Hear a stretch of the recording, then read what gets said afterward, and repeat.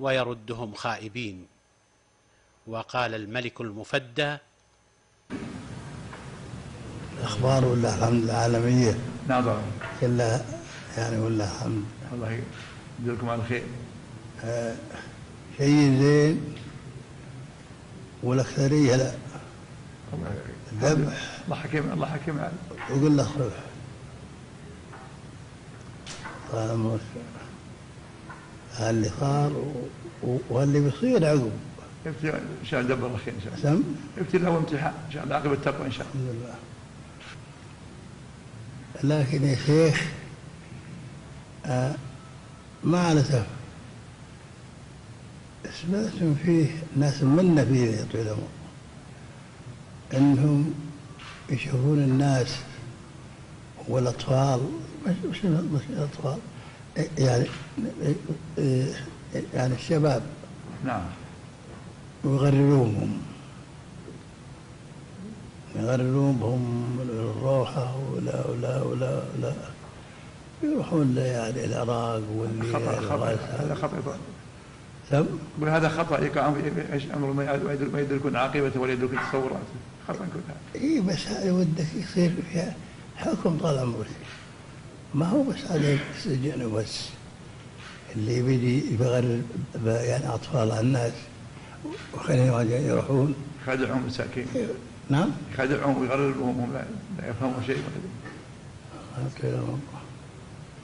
الله يكفينا شرهم، الله يكفينا شرهم.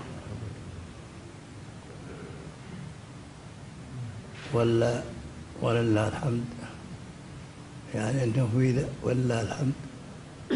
يبي لنا الشكر بس يا طويل العمر. الحمد لله. يبي لنا الشكر. الله يديم عليكم وعليكم. اللي ولله الحمد بنعمه. اللهم لك. بنعمه. امان واستغفار ورغد عيش. الحمد لله طويل العمر. ولا يعني هل نشوف ما نقول منهم يعني انتم تفكرون صارين طول العمر صار فيهم اول شيء الحقد بين يعني الشعب الان كل واحد يبي له يعني ينحزب وكل واحد يكون له وهذا كون له وصار بينهم أعداء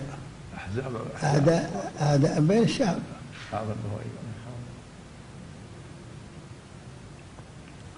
واللي أدهى وأمر طويل العمر سمعت وأنا أبرأ إلى الله أنه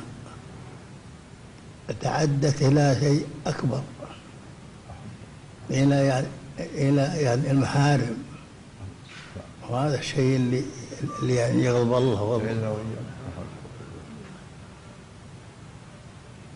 ولهم الله يكفينا شرهم.